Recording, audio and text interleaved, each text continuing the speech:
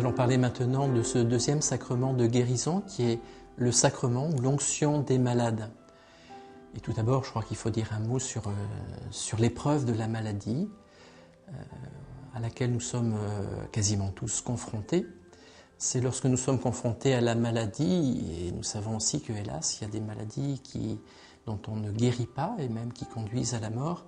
C'est là véritablement que nous touchons du doigt, nous faisons l'expérience dans notre corps, dans notre cœur, dans notre esprit, de notre fragilité, de notre faiblesse, du fait que nous sommes des êtres limités. Et c'est vraiment confronté à la maladie aussi que notre foi est éprouvée.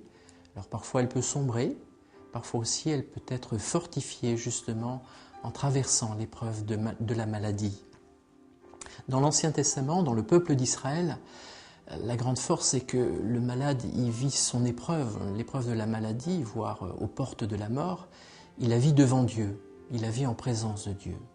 Et je crois que c'est bon de se rappeler cela. Il ne la vit pas tout seul. Et même s'il se plaint à Dieu, même s'il se révolte parfois, pas directement contre Dieu, encore que, il la vit vraiment en présence du Seigneur, ce qui permet justement de la vivre à deux. C'est le Seigneur qui me permet de traverser l'épreuve de la maladie. La maladie peut même devenir un chemin de conversion et le pardon de Dieu inaugure justement la vraie guérison. En même temps, Israël fait l'expérience que c'est véritablement de Dieu que nous pouvons attendre la guérison totale. Car c'est moi le Seigneur qui suis ton médecin. C'est dans le livre de l'Exode. Et Isaïe, le prophète Isaïe, annonce les temps messianiques où le Seigneur Dieu pardonnera toute faute et guérira toute maladie. Pour l'homme de l'Ancien Testament, la maladie physique, la maladie qu'on appelle le péché, la maladie de l'esprit et du cœur, tout cela est inséparablement lié. Alors que nous, dans notre conception moderne, nous avons trop tendance à séparer les deux. Jésus lui-même est l'envoyé du Père pour être vraiment notre bon médecin. Je suis venu pour ceux qui sont malades, dit le Seigneur. Ceux qui sont malades dans leur corps, ceux qui sont malades aussi du fait du péché. Jésus a passé beaucoup de temps auprès des malades. Il a une compassion toute spéciale envers eux. Il passe beaucoup de temps à les guérir à travers les signes que sont les miracles. Et en même temps, il fait toujours le lien avec la foi. Il demande toujours cette confiance, cet abandon, afin d'opérer le miracle ou justement de récompenser la foi qu'on lui accorde. C'est ce qui apparaît en particulier dans l'évangile de la femme qui perd son sang, la femme hémorroïs. « Va, ma fille, ta foi t'a sauvée. » En même temps, Jésus, par sa passion et par sa mort, par sa résurrection, il donne un sens radicalement nouveau à la souffrance. Elle peut désormais nous configurer à lui et nous unir plus particulièrement, plus intimement à sa passion rédemptrice. Jésus, nous le voyons déjà pendant sa vie publique avec ses disciples, avec ses apôtres, il les envoie justement pour participer à son ministère de compassion et de guérison.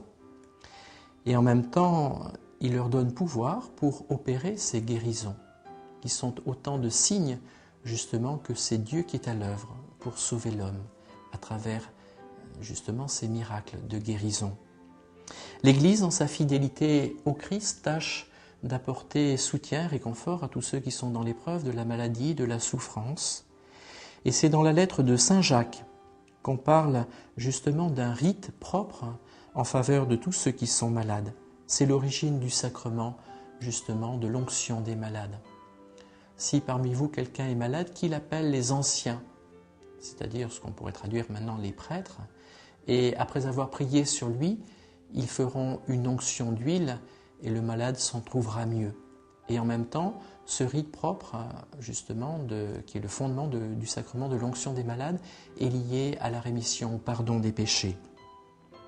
L'onction des malades, c'est justement ce qui est donné comme sacrement aux personnes qui sont dangereusement malades. On leur fait une onction d'huile, c'est de l'huile justement bénie par l'évêque au cours de la messe chrismale, c'est-à-dire renouvelée chaque année. Une onction qui est faite sur le front et dans les paumes des mains du malade. Et auparavant, le prêtre a prié silencieusement en imposant les mains sur les malades. Par cette onction sainte que le Seigneur, en sa grande bonté, vous réconforte par la grâce du Saint-Esprit. Ainsi, vous ayant libéré de tout péché, qu'il vous sauve et vous relève. Ce sacrement des malades n'est pas seulement le sacrement qui est réservé à ceux qui sont à toute extrémité. On l'appelle extrême onction lorsque, effectivement, la personne se rapproche justement de sa Pâque, c'est-à-dire de ce passage de cette vie à la vie éternelle. Mais il ne faut pas attendre que la personne soit vraiment à l'agonie pour appeler le prêtre afin de lui donner le sacrement des malades et de manière plus large, les derniers sacrements. Quand un malade commence à être vraiment atteint d'une maladie grave, il est bon de lui proposer de recevoir le sacrement. Également, lorsque on va subir une opération importante, eh bien, il est bon de demander dans la foi, dans la confiance, de recevoir ce sacrement. Il en va de même aussi pour les personnes âgées, lorsque justement, du fait de leur vieillesse, elles éprouvent souvent douloureusement dans leur corps, mais aussi dans leur esprit, justement la fragilité de l'âge de la vieillesse. Alors on peut terminer en parlant des effets de ce sacrement. Et je crois qu'il faut être très honnête. La première grâce de ce sacrement, ce n'est pas d'abord de guérir physiquement de la maladie. Je dirais qu'il y a des médecins pour cela, mais c'est tout d'abord une grâce de réconfort et de paix, de courage aussi pour surmonter l'épreuve de la maladie, voire de la confrontation avec la mort. La force aussi, comme on l'a dit, de s'unir plus intimement à la passion de notre Seigneur, la passion du Christ, et de participer mystérieusement, c'est vrai, mais réellement, à son œuvre de salut. C'est une grâce aussi ecclésiale, c'est-à-dire une grâce qui concerne toute l'Église. L'Église prie pour ses membres souffrants, et en même temps, ces membres souffrants contribuent eux-mêmes à la sanctification de l'Église. Enfin, c'est une préparation pour le dernier passage, pour la Pâque de celui qui a déjà reçu la participation à la vie de Dieu par le baptême et qui, au moment de quitter cette vie, reçoit les derniers sacrements, l'onction des malades, mais aussi l'Eucharistie sous forme de viatique, c'est-à-dire de nourriture pour la vie éternelle, cette nourriture qui est déjà puissance de résurrection.